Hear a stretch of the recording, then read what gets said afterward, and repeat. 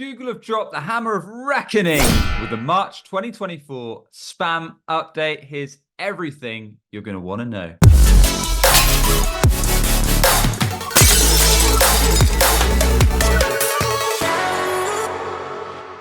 Hey, I'm Sam Dunning, founder over at breakingb2b.com. And if you want to check out past podcast episodes, join thousands of legends enjoying the weekday newsletter, or apply to work with us for your B2B SEO or website, then head over to breakingb2b.com. So is this the end of the crazy AI heists, those mad upward trending graphs you might have seen on Twitter, LinkedIn, or other social channels where folks were bashing out AI content at scale and getting insane results through using AI to produce a ton of SEO-focused content?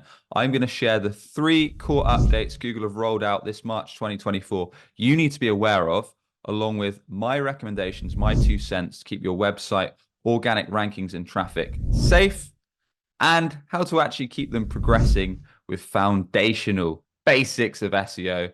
But they're not only simple tactics, they're tactics that I've seen withstand the Google hammer time and time again. Let's dive in. But before we dive in, here's what Google's Director of Product Management, 𝗥𝗲𝗹𝗁𝗲, had to say on the topic.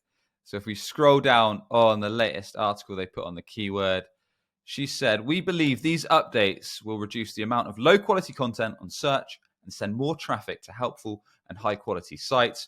Based on our evaluations, we expect that the combination of this update and our previous episodes will collectively reduce low-quality, unoriginal content in search results by 40%. 40%. All right, that's it. Let's dive into the top 3.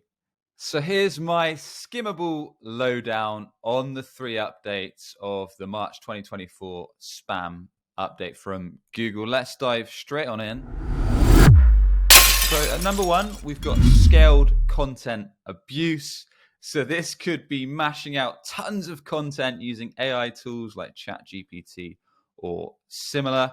What Google is saying is, if you are mass producing content at scale using those tools or manually, purely with the focus to get rankings rather than actually be helpful, educational, useful, valuable to your target prospects. After all, the point of SEO, right, is to get our target clients, our target customers onto our pages, onto our articles, usually to kind of convert them, right? Especially in the B2B sense, we want to build trust.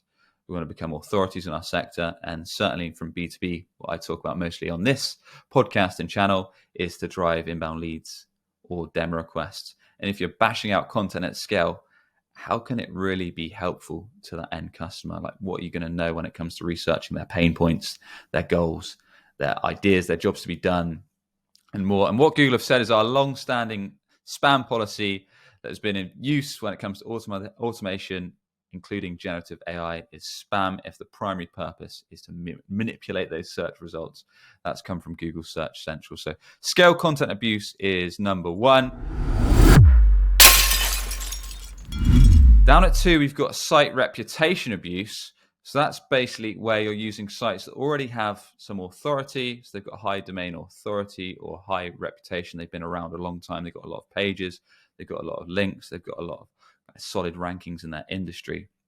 And then paying for a link, whether that's a guest post or article on a site, but the link you're paying for with that guest article or similar is not actually useful to the visitors. So maybe it's something completely random to the topic. So the example Google gave is maybe if you publish on a payday loans website purely to get advantages of their reputation. So maybe you post about, I don't know, let's say you post about the advantage of building a great website, but on a payday loans site as a guest article, then Google could see this as confusing or misleading information and then punish you with that update.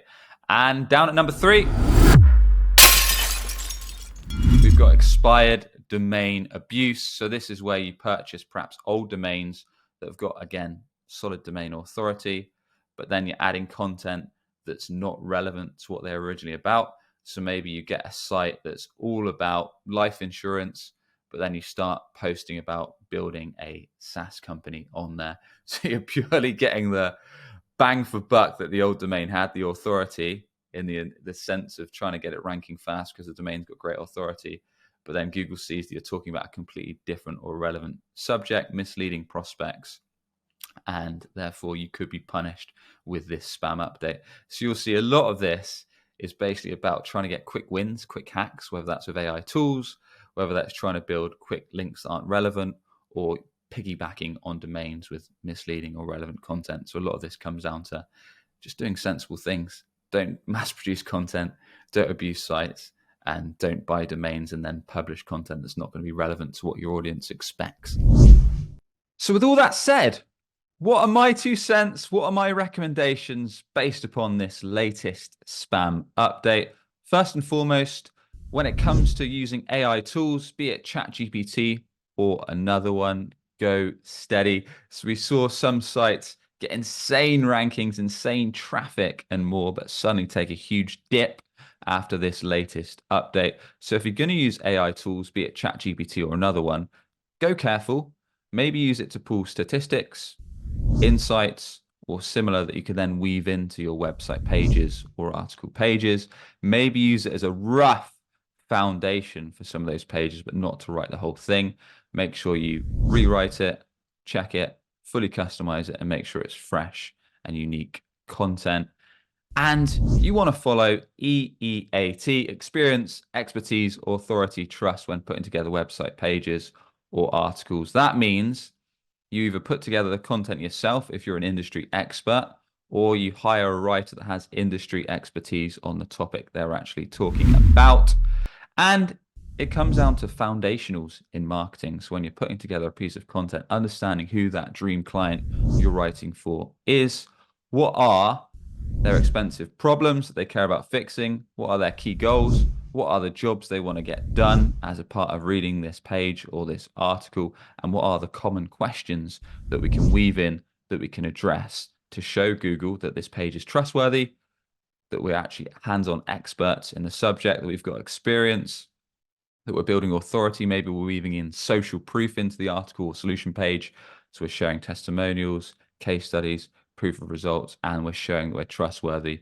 We know our stuff on the subject and more. So if you follow those foundationals, from what I've seen from my own website, breakingb2b.com, and for clients, following those traditional methods, understanding your target client, your dream clients, what they care about learning, actually speaking to them regularly to understand those insights, their problems, their goals, their jobs to be done, means not only will you rank well when it comes to SEO, but you're actually got more chance to resonate and convert those target clients with your content through SEO. And there you have it. I hope you found this recap and recommendations of the March 2024 Google Spam Update of use. If you want to join thousands of legends enjoying my weekday newsletter, or if you want to apply to work with us for your B2B company's SEO or website, then head over to breakingb2b.com and I shall catch you on the next one. Cheers.